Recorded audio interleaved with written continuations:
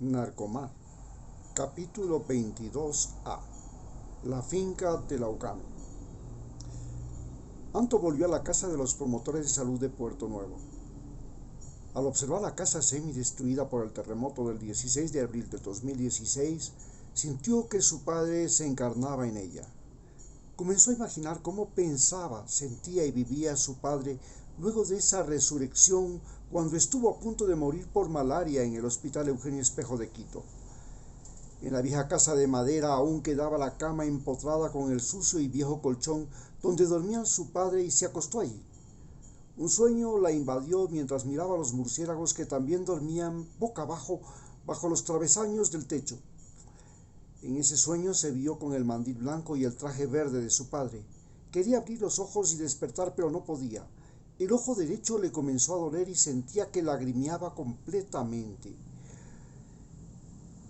El ojo derecho casi no veía. Solo atravesaban luces, no se reconocían las formas. En su rostro sintió la orina de un murciélago.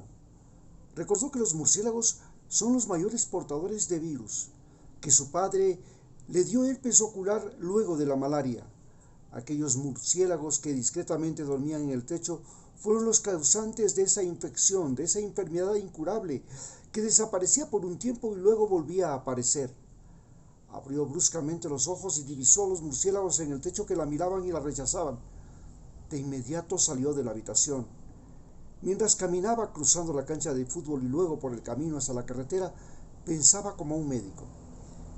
La pérdida de las defensas durante la convalecencia de la malaria facilitó aquella rara infección. Fue su conclusión. Tengo que medicarme a ciclovir oftálmico y si la infección no cede, ponerme gentamicina oftálmica y si hay mucho dolor, usar tabletas de analgésicos, se dijo. Al llegar a la carretera podía reconocer al otro lado del pueblo los terrenos que eran de la finca de Laucano. Caminó por la carretera hacia la entrada a la carretera de Boca del Sucio. Instintivamente sus pies se movían de manera casi automática por aquel camino y se detuvo frente a la entrada de la finca de Laucano. Una mujer se le acercó. ¿En qué le puedo ayudar? Soy la hija del doctor Mas. ¿Lo conoció? Claro que sí. Yo era promotora de salud de Locame, que era nuestro instructor. Vino por allá en 1978, luego vino de médico rural a trabajar en el Cabo San Francisco, en ese terrible invierno por el fenómeno del niño de 1982. Estaba recién casado con su guapa esposa, doña Verónica. Sí, es mi mamá, contestó Anto. Recuerdo que había sido reina de Esmeraldas. Sí. El doctor volvió en 1989 y con él hicimos una investigación de malaria. Luego, en el 2012, hace 30 años, vino después. Entonces vino a trabajar como médico del Seguro Social Campesino en Boca del Sucio en el 2012. Eran médico de Boca del Sucio y de 3 vías. Era mi doctor. Perdón, ¿puedo visitar la casa que era el centro de la finca de Laucame? Preguntó Anto. Claro que sí, venga. La gente va a estar feliz de conocer a la hija del doctor Max.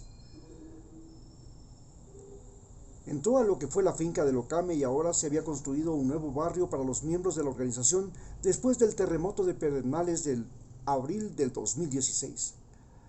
La recibieron en la finca algunos de los promotores de salud de la organización que le comenzaron a contar cómo nació la organización Okami.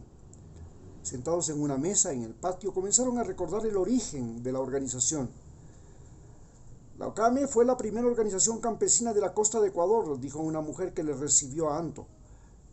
Surgió gracias a los curas italianos de la teología de la liberación llamados Julián y Graciano, que escaparon de Chile. Sí, lo sé, añadió Anto. Entonces fue cuando cayó el primer gobierno socialista de América que ganó la elección popular, el gobierno de Salvador Allende, y que fue derrocado mediante un golpe de Estado dirigido por el general Augusto Pinochet, al que le manipulaba el presidente norteamericano Richard Nixon y su secretario de Estado Henry Kissinger. Anto continuó explicando. Richard Nixon había iniciado la guerra a las drogas en Estados Unidos contra los negros y los hippies, y luego en Sudamérica patrocinó golpes de Estado en Chile, Perú, Argentina, Bolivia, Uruguay, Brasil y Ecuador mediante el Plan Cóndor, que tenía por finalidad exterminar a los comunistas de la región. En Ecuador, subió una junta militar con Guillermo Rodríguez Lara, a la que dio un golpe de Estado contra el presidente Velasco Ibarra, 5 veces presidente electo de este país. ¡Claro! Así mismo fue, dijo uno de los viejos opinando eufóricamente. Pero a diferencia de los demás militares de Sudamérica, continuó hablando Anthos, crearon un gobierno de corte nacionalista que nacionalizó el petróleo, hizo una segunda reforma agraria, desarrolló la educación rural y la salud campesina mediante la medicina rural y el seguro social campesino.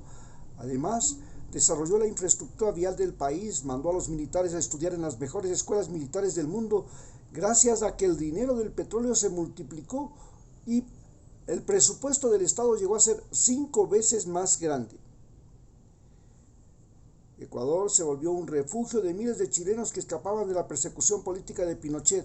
Claro, así mismo fue. Y entre los refugiados llegaron Julián Graciano, añadió otro de los campesinos que estaba atento a la conversación. Ellos vinieron a trabajar en el cantón y en la provincia más pobre de Ecuador, el cantón Muisne, de la provincia de Esmeraldas, dijo una de las mujeres. Trajeron aquí a este cantón y a esta provincia la teología de la liberación, opinó otro. La teología de la liberación era una nueva interpretación de la Biblia y de la vida de Jesús, en que se reconocía a los judíos como un pueblo oprimido por los romanos y a Jesús como un Gandhi, el líder pacifista hindú que liberó a la India del imperio británico, dijo Anto. ¿Quién fue Gandhi?, preguntó otro curioso. Jesús, al igual que Gandhi, predicaban la resistencia pacífica como forma de oponerse a los imperios europeos que desde Roma habían llegado a dominar el planeta Tierra, dijo Anto. Al igual que Jesús, Gandhi proponía la desobediencia civil, no violenta. Predicaba la no violencia, no hacer lo que los opresores exigían, resistirse, no matar, tampoco destruir, simplemente desarrollar la desobediencia civil. Desarrollar los propios medios de supervivencia, esto es, trabajar en la propia tierra y no en la tierra ajena. Hacer su propia ropa, no comprar a los opresores lo que venden. Fabricar su propia sal, sus propios alimentos. Era así como Gandhi pensaba que se podía derrotar a los imperios y logró derrotar al imperio inglés. Cristo proponía a sus seguidores algo similar. No se oponía al pago de impuestos, pero sí a la esclavitud. Él decía que nadie podía ser propiedad en cuerpo y alma de otro ser humano, que nadie los podía comprar, vender, violar, torturar, asesinar si le place. Decía que cada ser humano, y solo Dios, podían ser los dueños de la propia vida, no los amos, los patrones, los terratenientes, los ricos, ni los soldados, ni los prestamistas o los gobernantes. Eso mismo decía el padre Julián y el padre Graciano. Ellos llegaban a los pueblos y daban misa en capillas pequeñas y pobres, o en casas. Se ponían una túnica blanca con una soga amarrada a la cintura, y el cáliz donde bebían el vino de la misa era de madera. Lo llevaban en su mochila junto con las medicinas, dijo alguien. Nosotros los campesinos leíamos la Biblia, aunque sea tartamudeando, y luego de leer alguna parábola, el padre caminaba entre nosotros y nos preguntaba qué entendimos. Cada campesino daba su interpretación y comparaba la situación de los judíos, de los seguidores de Cristo, con la de nosotros. Pero esto era considerado por la Iglesia Católica como marxismo, dijo Anto. Y la teología de la liberación, o también llamada Iglesia de los pobres, se la considera algo similar a lo que fue el protestantismo de Martín Lutero, que era una secta cristiana que nació en los tiempos en que los españoles llegaron a Quito. Martín Lutero fue un sacerdote católico que publicó una Biblia en alemán. Se oponía al pago de dinero al Vaticano en un tiempo en que el Vaticano construía la Basílica de San Pedro y perdonaba los pecados, incluso vendía el cielo a cambio de dinero, dijo Anto. Entonces los padres Julián y Graciano organizaron a los campesinos, a nosotros, en pequeñas fincas, y los que no tenían tierra, nos íbamos a las montañas de Muisne para sacar madera y luego poblar esas montañas, aprovechando la ley de reforma agraria del gobierno de Rodríguez Lara de 1974, le dijo a Anto otro de los campesinos que la miraban. Sí, los militares hicieron la segunda reforma agraria y proponían la colonización de las selvas, sobre todo de la costa y la Amazonía. Contaban con la ayuda del gobierno de Estados Unidos y del cuerpo de paz de ese país. Estaban interesados en la extracción petrolera en la Amazonía de Ecuador, que era difícil, porque el petróleo se hallaba en territorios de indígenas hostiles como los Guarani. A esta reforma agraria fue diferente de la primera reforma agraria, añadió Anto. Esa fue en 1968 y distribuyó las grandes haciendas, sobre todo de la tierra de la sierra, entre los peones de las haciendas a los que no se les pagaba siquiera un salario y se les llamaba guasipungueros. Por siglos no se les llegó a dar una sola moneda. Y se la hizo para evitar que los seguidores del Che Guevara y de los comunistas hicieran otra revolución como la Revolución Cubana, que quitó las tierras a los grandes terratenientes y a las empresas de azúcar de Cuba, dijo Anto.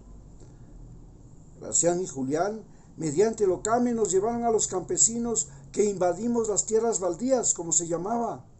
Allá llegaban con medicinas, alimentos, herramientas y la palabra de Dios, dijo otra mujer. En cada comunidad se formaba y hacíamos una capilla, una escuela, una tienda, una farmacia comunitaria, gracias a las donaciones de medicinas que venían del extranjero, o al trueque de cacao y madera por víveres y herramientas, o a la comercialización de los productos en el aserradero de Muisne, o en los patios de secar cacao que teníamos primero en Muisne, luego en Atacames, en Quinindé, en Río Verde, hasta llegar a reunir tal cantidad de cacao que la Ocame podía exportar, comprar sus camiones, lanchas, tener bodegas, incluso en Guayaquil, dijo otro campesino. Aquí en la finca de Ocame era el lugar donde teníamos los almácigos, las plantas de cacao, se criaban cerdos, vacas, caballos, para que los campesinos de las fincas vinieran, los compraran y se los llevaran a sus tierras. Se hacían los cursos de promotores de salud, aprendíamos a reconocer las enfermedades, a manejar las medicinas, las plantas medicinales, las vacunas. Y los alfabetizadores de adultos, pues la mayoría de los campesinos éramos analfabetos. Aquí aprendían. Su papá dio clases de aquí, dijo otra de las promotoras de salud. Hemos concluido el capítulo 22A, Narcomar, la finca del Ocame.